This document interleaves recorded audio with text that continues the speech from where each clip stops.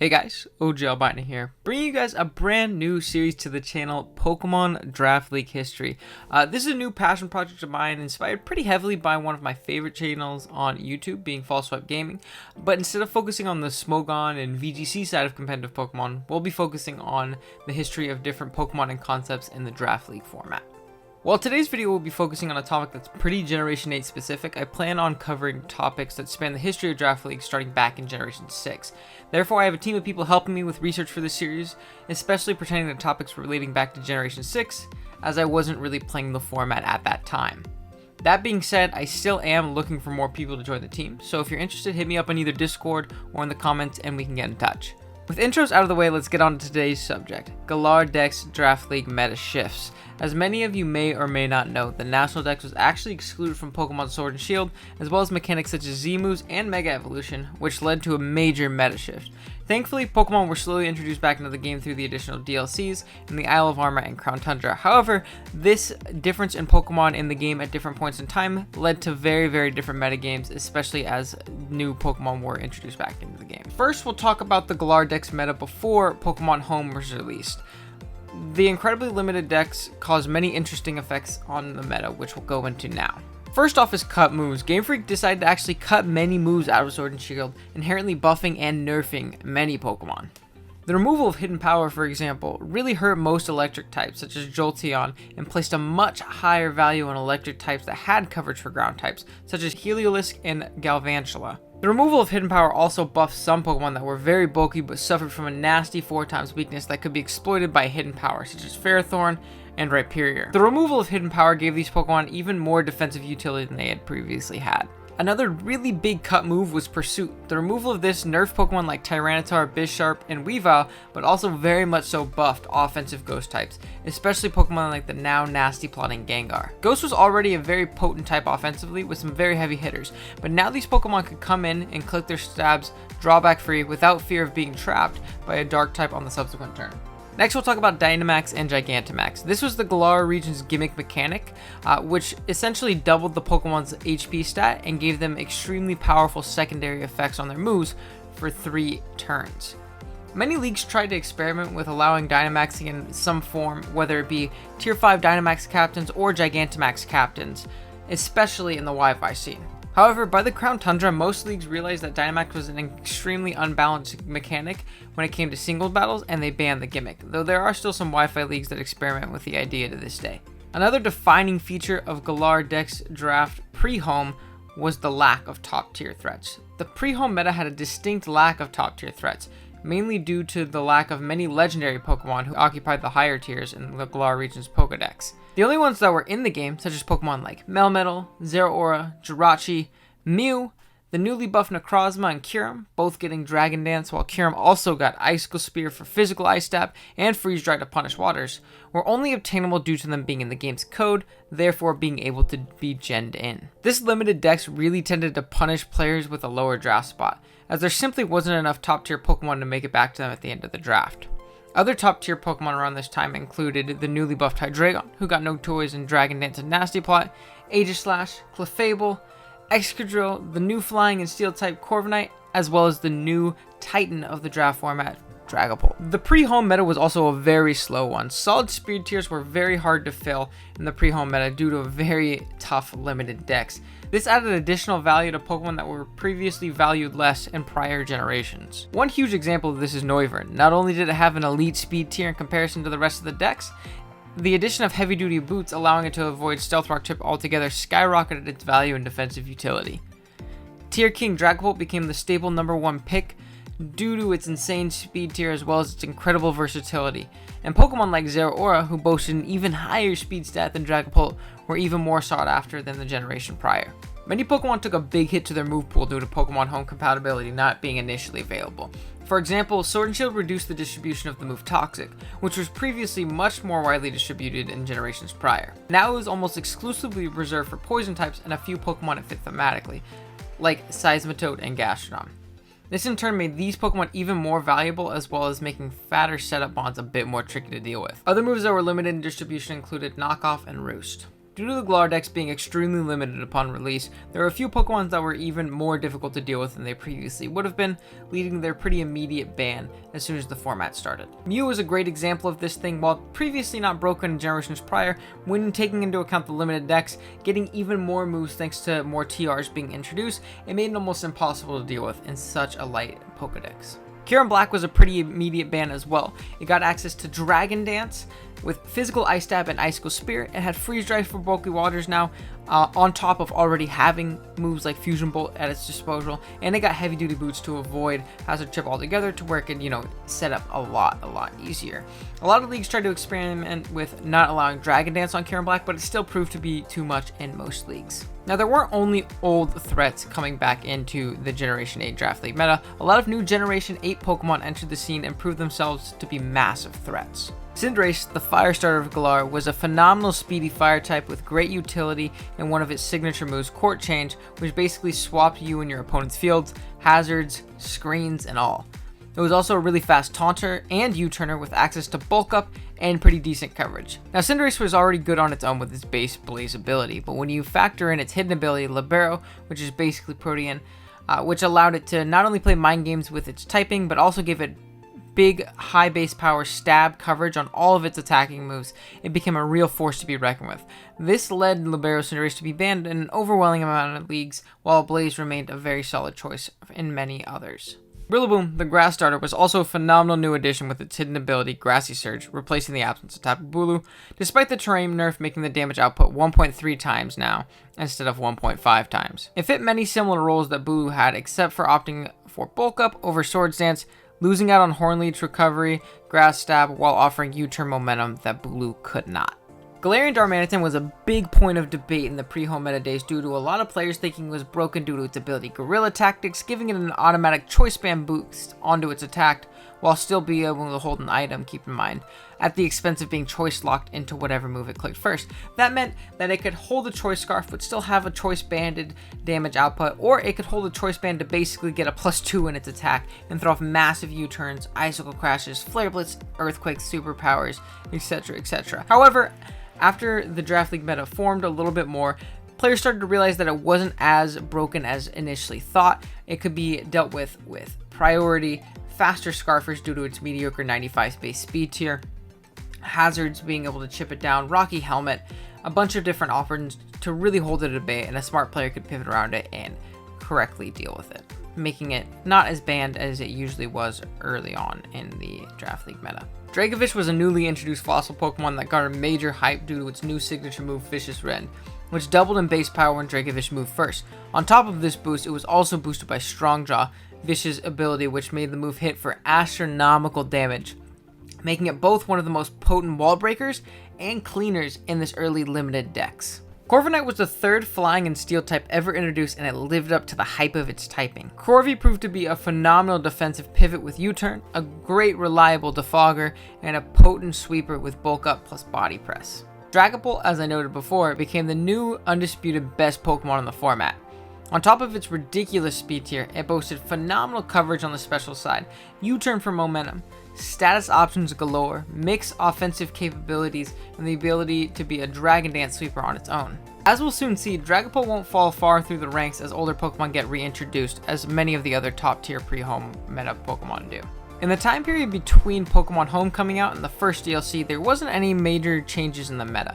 Only a few Pokemon were added back in the addition of regional variants, but the main contribution to the meta was the increased move pools of Pokemon that were no longer forced into the movesets they only had in Sword and Shield, and could now use moves they learned in previous games. This gave many more Pokemon the access to Toxic again, though Generation 8 Pokemon still got the short end of the stick in that regard. We also saw many more Pokemon getting access to moves like Roost and Defog again. The Isle of Armor came around and move tutors arrived with brand new moves, giving many of the Pokemon previously introduced, as well as some of the returners, amazing new toys to work with. RILLABOOM received Grassy Glide, which was essentially a priority grass move in terrain, which Rilla auto-set for itself, allowing it to skyrocket in usage. Indeedee received Expanding Force, a move that doubled in base power in psychic terrain, while Alola Raichu got Rising Voltage, the electric terrain counterpart to that move, making them very potent offensive threats in their terrains. Keldeo gained Flip Turn, allowing it to grab momentum for itself, making choice sets exponentially better. Triple Axel was a very powerful 3-hit physical ice move that buffed Weavile a considerable amount. Poltergeist was a ridiculously powerful move that made Alola, Marowak, and other ghosts even better offensively, assuming the target had an item. Two very potent new offensive threats were added in the Isle of Armor in the form of Urshifu Rapid and Single Strike, with Single Strike cementing itself as a top tier threat as soon as the generation started, and Rapid Strike still being a solid tier 1 Pokemon on its own. Both forms were very potent wall breakers, could boost with Bulk Up, had solid forms with Stab Priority and Sucker Punch and Aqua Jet, could grab momentum with U-Turn, as well as solid coverage for their counters. Another newly added Pokemon was the Dark Grass type Zarude, which had much less impact. While it was still a very solid Pokemon in its own right, its typing holds it back from being a 2 top tier Pokemon, but it still offers great utility and momentum and setup options on top of solid coverage and bulk. A ton of notable new Pokemon returned in the Isle of Armor, and we'll go over some of those right now. Regenerator Pokemon came back full force in the Isle of Armor. Tangrowth, a tried and true physical wall and assault vest user, returned to resume its duties of walling 50% of the meta. To back it up, returned the newly buffed Slow Twins, who now had access to teleport for negative priority momentum gaining, and made them even more annoying to deal with. Amoonguss also made its way back into the fray with its usual spore spamming antics. These Pokemon plus the already in-game Toxapex made it possible for Regenerator cores to become much more readily available to be drafted, begrudgingly to players everywhere. Volcarona, the quivered dancing menace, returned to the tropical Isle of Armor, but this time with some fresh new kicks in the form of heavy-duty boots. Volcarona not having to worry about rocks taking off 50% of its health on switch was absolutely game-changing. This also took a lot of pressure off of Volk's teammates to remove hazards with Rapid Spin and Defog, allowing it to come in and either wall break or set up and sweep much easier. KINGDRA being reintroduced made rain teams a viable option in draft again. KINGDRA plus Barraskewda formed a very potent offensive core under rain support from Pelipper or Politoed, which was reintroduced back in the Isle of Armor. Both had access to Flip Turn, a newly added momentum gaining water move which made them harder to deal with throughout the course of a game, especially with 100% accurate in-rain Hurricanes that KINGDRA acquired via TR as well. One big problem with the pre-Isle of Armor meta was the lack of reliable steel types, so players around the world rejoiced when Scizor was added back to the game. Scizor offered a phenomenal bulky pivot, momentum, hazard control, and sweeping potential. Due to these traits and the lack of other solid steel types, many considered Scizor to be one of the top 5 steals in the Galar Dex format during this time. ALAKAZAM offered a phenomenal speed tier and a great breaker/sweeper. It got access to a few new toys in Nasty Plot, allowing it to sweep fatter, more passive teams. An expanding force, an absolute nuke on psychic spam terrain teams alongside Indeedee. Despite the cut of hidden power, MAGNEZONE still proved to be a phenomenal Pokemon in the draft format. It either trapped pesky steals like SKARMORY and CORVIKNIGHT, or forced those steals to run Shed Shell, which was incredibly valuable in its own right. It could also still trap and push past electric resistant steals like Ferrothorn with Iron Defense plus Body Press. Starmie gave the format a much needed base 115 speed Pokemon, a solid bulky water and status absorber with Natural Cure, and a potential wall breaker in niche matchups with Analytic Life Orb or Spec sets. It also gained access to Flip Turn, which was great in grabbing momentum on force switches. Talonflame joined the meta with a huge buff in being able to run heavy-duty boots to mitigate its debilitating Stealth Rock weakness. It also gained the ability to run Dual Wing Beat as a Gale Wings option that didn't chip it down. Scolipede added even more speed to the metagame as well as a potent sweeper and spike setter. Heavy-duty boots gave it a way to avoid hazards and potentially set up easier in certain matchups, but it typically opted for a Sash or a Life Orb as it did in generations prior. Speaking of hazards, the OG Steel and Flying type was added back to the Pokedex during the Isle of Armor. SKARMORY did typical SKARMORY things, laid up both layers of hazards, whirlwinded things around, and checked physical Pokemon with ease. Lycanroc Dust gave the meta a strong wall breaker, great revenge killer in its many forms of Tough Claws boosted priority, and a fast rocker. It could even sweep if it was given the rare opportunity to Swords Dance, which was admittedly difficult with its frailty. The Crown Tundra added a few new Pokemon to the metagame. Calyrex and the horses that it rode upon, being SPECTRIER, Glacier, and the fusions that it had respectively, as well as the Galarian forms for Moltres, Zapdos, and Articuno, as well as Regidrago and Eleki. The Calyrex fusions were much too broken to be allowed in draft, but the horses the King of Bountiful Hearts rode upon were solid Pokemon on their own. SPECTRIER was a powerful breaker and sweeper with its great speed and monstrous special attack stat, as well as Grim Neigh, essentially the special equivalent to Moxie. But it needed a lot of support due to its abysmal move pool, causing it to be hardwalled by any decent normal or dark type. Glastrier proved to be a solid wall breaker and bulky pivot with its great attacking prowess, coverage, and bulk. However, it was held back by a bad speed stat and a bad defensive typing in ice. The Galarian birds all had their niches, but ZAPDOS was by far the best, being a great wall breaker with Defiant and having a great typing in fighting and flying. It also had the access to setup in bulk up and agility, as well as U-turn for momentum. The newly added Regis also were very potent offensive threats, but faced a similar issue in being hard walled by one specific typing. Regieleki had no coverage to hit ground types, which was very difficult in letting it be the strong, fast wall breaker that it wanted to be, and Regidrago could not touch fairies very well, despite it throwing off big, strong stab dragon energies. The Crown Tundra saw the return of many legends that were previously excluded from the meta, as well as a ton of old tier 1 staples that weren't legends. Not only did this allow for Uber's draft leagues to be viable again, but also vastly improved the quality of Pokemon to be available in the tier 1 spot, as well as increasing the overall quality of teams. I won't be able to go over all the big threats that returned, rather I'll try and touch on as many Pokemon as I can in groups. Tapus returned, and despite the terrain nerf, and despite Koko and Bulu not getting play rough, were still dominant Pokemon nonetheless. Lele was allowed in most leagues despite being bannable in Generation 7 leagues due to the terrain nerf. Koko still offered an elite speed tier and team support, as well as being a potential win con on its own. Bulu offered strong wall breaking power and terrain boosted hits on top of its new toy in close combat, as well as defensive and team support in its grassy terrain. Fini provided great team support and defensive utility, as well as being able to double dance with Iron Defense and Calm Mind alongside new toys and Draining Kiss and Stored Power, making it an absolute demon to deal with if unprepared for. The Genie Trio came back in full force, being metagame staples once again. TORNADUS-THERIAN gained access to heavy duty boots, making it a borderline unkillable Pokemon with Regenerator on top of the avoided Stealth Rock damage. It also got access to Nasty Plot, making it a terrifying breaker and win con with boosted Hurricanes, Heat Waves, and Focus Blasts. LANDORUS-THERIAN lost a bit of its offensive potency due to the loss of Z-moves, but gained a lot of defensive utility in the removal of hidden power. It still posed a very potent offensive threat, being able to boost speed with Rock Polish and boost attack with Swords Dance / Bulk Up and rip through teams with Edgequake coverage, as well as still providing phenomenal defensive utility, momentum in U-turn, and a reliable stealth rocker. Thundurus Incarnate still pose just as much of a threat as last gen, being a potent wall breaker and sweeper with Nasty Plot and agility.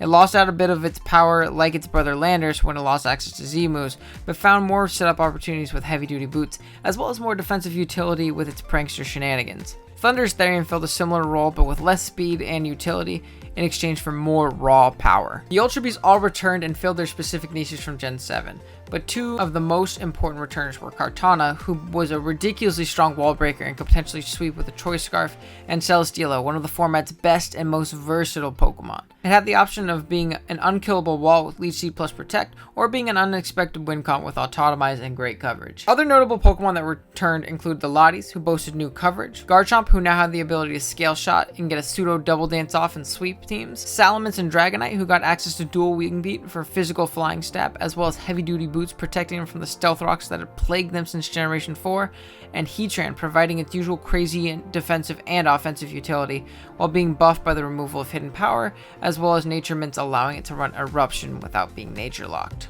I'm sure there are many other threats I forgot to mention, but that just goes to show how many massive threats were added back into the metagame during this expansion. Overall, the Gen 8 Galar Dex Draft League metagame has been an interesting one, jam-packed full of a bunch of changes in different phases that made it feel special and unique. Despite it being less than ideal not having all the Pokemon in the game on release, it has at least led to an ever-changing meta full of surprises. Now, if only they could #fix timer. Thank you guys so much for watching. A lot of work went into making this video, so if you could drop a like on it, I'd really appreciate it. Also, if you're new to the channel, please consider subbing. This is the beginning of what I hope to be a long series on the channel, so be sure to stick around if this is something you would enjoy. We also have plenty of other Draft League content going up each and every week. But yeah, thank you guys so much for watching. I'll see you guys in the next one. Later.